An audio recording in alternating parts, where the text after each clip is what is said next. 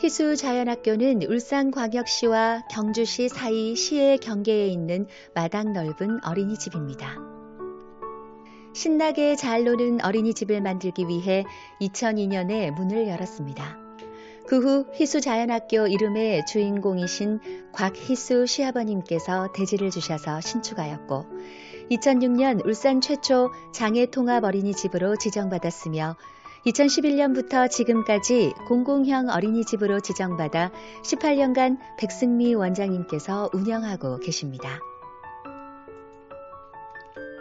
희수자연학교 어린이집은 하나님이 주신 자연 속에 건강하고 행복하고 풍요롭게 라는 철학을 바탕으로 운영하고 있습니다. 희수자연학교에서는 아이들의 행복과 안전, 그리고 선생님들의 건강과 인격을 위해 함께 기도하고 예배드리는 시간을 가집니다. 또한 아이들의 건강한 몸을 위해 친환경 농산물로 건강한 먹을거리를 정성껏 준비하여 제공합니다. 독일은 반려견도 하루 3번 이상 산책하는 것이 당연한 문화라고 합니다. 아이들의 산책은 동물들보다 더 중요하겠죠. 평가인증에서도 바깥놀이를 반드시 하도록 명시하고 있습니다. 바깥놀이는 자연학교라서가 아니라 모든 아이들이 당연히 누려야 하는 것입니다. 자연을 책이나 TV로 간접적으로 접하는 것이 아닌 진짜 자연을 느낄 수 있는 시간을 확보하는 것이 무엇보다 중요합니다. 마지막 철학을 말씀드리기 전 영상을 하나 보시도록 하겠습니다.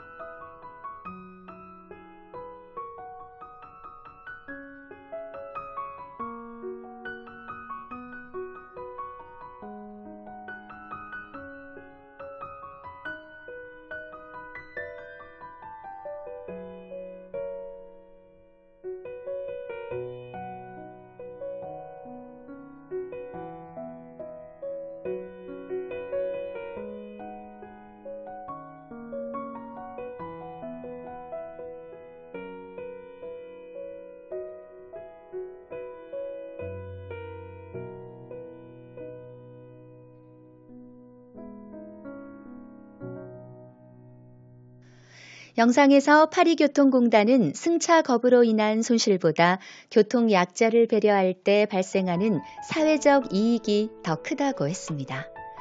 우리 사회도 가장 약자에게 이렇게 배려한다면 누구도 그런 상황이 되었을 때 반드시 배려받을 수 있다는 사회적 신뢰가 형성될 수 있습니다. 그래서 희수자연학교는 장애 아동을 위한 적합한 교육이 이루어지도록 최선을 다하고 있습니다. 한글을 가르칠 때 천천히, 그리고 발달 연령에 맞게 흥미롭게 가르칩니다. 유튜브에 희수자연학교라고 검색하시면 희수자연학교 한글 수업 실제 영상을 보실 수 있습니다. 한글을 잘 가르치기 위해 희수자연학교 선생님들은 훈민정음 해례본의 한글 창제 원리를 먼저 공부한답니다. 잠시 영상으로 수업 장면을 만나보시겠습니다.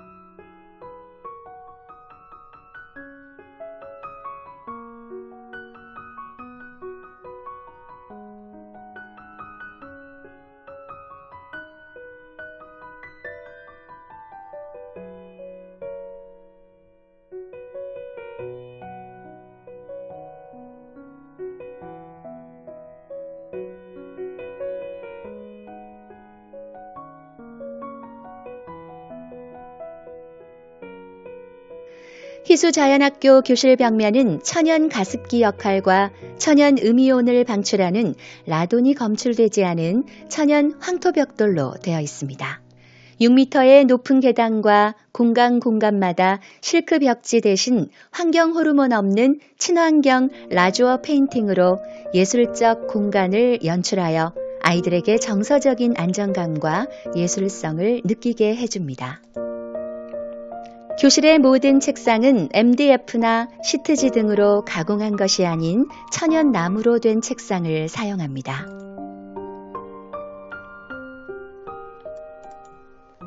선생님들은 아이들의 놀잇감을 직접 만들어주시기도 하시고 목공 시간에 아이들 스스로 놀잇감을 만들기도 합니다. 희수자연학교 아이들이 행복하게 노는 영상은 유튜브에서 희수자연학교라고 검색하시면 찾으실 수 있습니다. 스텐 도시락은 함부로 다뤄도 깨지지 않기에 유아들에게 물건에 대한 조심성을 가르칠 수 없고 음식이 금방 차가워지죠. 그래서 물건에 대한 조심성을 가질 수 있으며 따뜻한 음식을 제공해 줄 수 있도록 도자기에 밥을 먹어요. 도시락을 가지고 다닐 필요가 없습니다. 그러기 위해서 각 반마다 설거지를 해주는 선생님을 배치해야 할 정도로 쉽지 않는 일이지만 결코 포기할 수 없답니다. 희수자연학교는 생태적인 삶을 추구하는데 그것은 이 가방에서도 보실 수 있습니다. 해운대 해변에 한철 사용하고 난 두꺼운 면 파라솔을 에코에코 협동조합에서 만들어주셨습니다. 재생한 가방이지만 이것이야말로 환경 호르몬이 나오지 않는 명품 가방이랍니다. 물론 도시락을 넣지 않아도 되니 크기가 작아도 된답니다. 9시 30분이 되면 모든 아이들이 등원을 하죠. 풍성한 아침 놀이를 위해 큰 버스 2대로 모든 아이들이 가급적 그 시간에 와서 양질의 아침 놀이를 할 수 있도록 했습니다. 버스가 한 대밖에 없으면 100명의 아이들이 모두 9시 30분까지 올 수 없습니다. 1, 2차에 나눠서 오게 되면 2차에 오는 친구들의 아침놀이 시간은 턱없이 부족하기 때문이죠. 그래서 희수자연학교에서는 큰 버스가 2대 있습니다. 모든 아이들이 9시 30분까지 올 수 있도록 하기 위해서입니다. 아이들은 놀이 속에서 끊임없이 사고하고 상상의 세계를 펼친답니다. 잘 놀게 하기 위해서 놀 수 있는 충분한 시간을 확보해 주어야 합니다. 그리고 아이들에게 제공하는 놀잇감은 정형화된 것이 아닌 상상력을 키워주는 놀잇감으로 제공해 주어야 합니다. 아이들의 허락 없이 아이들과 놀아준다는 명목으로 개입해서 아이들의 상상력을 제한하면 안 됩니다. 또한 놀이를 가장해서 학습을 넣으면 그것은 진짜 놀이가 아닙니다. 그것은 상상력을 발휘할 수도 없습니다. 아이들이 스스로 놀 수 있게 하기 위해 때로는 교사의 관찰조차 놀이를 방해할 수 있어서 교사들도 뜨개질이나 청소 등 마치 자기의 일을 하듯 하면서 드러나지 않게 관찰해야 합니다. 유아체육을 오래 하신 아이들이 너무 좋아하는 가온체육관 관장님께서 운동 수업을 해주십니다. 목공은 개별 작품을 만들어 집에 가져가기도 하고 어떤 것은 교실에 두고 놀기도 합니다. 수공예도 마찬가지죠. 이런 리듬은 일주일간 동일하게 이루어집니다. 전조잡기 아이들에게 달력을 펼쳐놓고 오늘은 월요일, 화요일 이렇게 가르치는 것보다 일요일 부모님과 함께 시간을 보내고 첫 어린이집 가는 날은 가장 먼저 수공예를 하는 날로 몸이 기억합니다. 그리고 일주일을 다 보낸 금요일에는 우리 교실에서 놀았던 놀잇감을 닦고 청소도 하고 4일간 탄탄히 다진 몸으로 숲 선생님과 긴 산책을 가기도 합니다. 희수자연학교는 한국 나이로 5, 6, 7세 세 연령이 같은 반이랍니다. 5세 9명, 6세 9명, 7세 7명으로 각 반마다 연령 배정은 조금씩 차이 날 수 있습니다만 교사대 아동 비율은 일반 어린이집은 20대 1이지만 희수자연학교는 만 5세라도 13대 1을 넘지 않으며 정해진 인원 이상 받지 않습니다. 혼합 연령으로 반편성을 한 이유는 최근 더 가속화된 핵가족 사회, 한 자녀 가정에서는 다양한 연령과의 상호작용이 부족할 수밖에 없죠. 동일 연령 집단에서는 리더십을 가진 유아는 섬길 기회를 가질 수가 없어 자칫 독불장군이 되기 쉽고 따르기를 좋아하는 유형의 유아는 누군가를 이끌 수 있는 기회가 적으며 동일 연령이기에 서로 불필요한 경쟁과 비교를 하게 됩니다. 혼합 연령에서는 낮은 연령 유아는 높은 연령의 유아들을 모방하고 따를 기회를 가지며 높은 연령의 유아들은 낮은 연령의 유아들을 이끌면서 섬기고 가르치는 리더십을 배울 수 있습니다. 혼합 연령에서는 아무리 소극적이고 약한 아동이라도 자기보다 더 약하고 어린 동생들을 돌보고 섬기면서 자존감이 높아지고 유능해지죠. 단점이라면 일지를 3단계로 계획, 평가해야 해서 교사 역량이 필요합니다. 그래서 초임교사가 해낼 수 없기에 경력교사를 채용해서 훈련해야 비로소 담임이 가능합니다. 핀란드 교육 성공의 진짜 이유는 헬싱키 카이스 카르카이넨 교장이 워싱턴 포스트와 인터뷰에서 첫째도 둘째도 셋째도 교사라고 했습니다. 희수자연학교 선생님들은 역량 강화를 위해 매월 3권의 독서를 읽는 과정을 1년간 거쳤고 여름, 겨울 합숙해서 5학기를 의무적으로 교육을 받습니다. 그럼에도 불구하고 희수자연학교 평균 근속연수는 2019년 기준 6년으로 울산의 어린이집 중 아주 높은 순위입니다. 미세먼지가 나쁨일 경우 준비된 실내 활동을 합니다. 실내 공기질 대책으로 공기청정기 가동 이외에 교실 내에 공기 중의 물을 분무를 하여 실내 공기를 정화합니다. 물로 인해 가라앉은 먼지를 마르기 전에 걸레로 닦아야 합니다. 마르면 다시 먼지로 흡입될 수 있거든요. 다음은 희수자연학교 안전에 대한 대책 중에 하나로 영상을 보시고 나눠보도록 하겠습니다. 식품 알레르기가 있는 아이들은 원인 물질을 먹게 되면 자칫 생명까지 위협받을 수 있습니다. 이런 자녀를 둔 부모들은 아이가 밖에서 무엇을 먹게 될지 몰라서 하루 종일 전전긍긍하게 됩니다. 하지만 관련 제도는 물론이고 사회적 이해도 낮아서 마음고생까지 해야 하는 현실, 오늘 집중적으로 짚어보겠습니다. 먼저 최유천 기자입니다. 우유 알레르기를 가진 10살 현중이 우유가 조금이라도 들어간 음식을 먹으면 기도까지 부어 호흡 곤란이 옵니다. 언제 이런 상황이 올지 몰라 엄마는 현중이가 주의해야 할 음식과 응급 상황 시 연락을 부탁하는 안내문을 만들었습니다. 하지만 어린이집 등원 첫날부터 병원에 가야 했습니다. 나는 못하겠다고. 어떻게 이런 애를 케어할 수 있냐. 알겠다고. 더 이상 안 다니겠다고.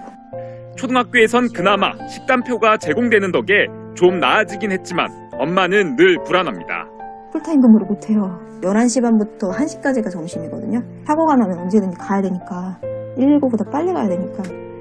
7살 소리도 우유, 밀가루, 견과류 등 7가지 음식에 알레르기가 있습니다.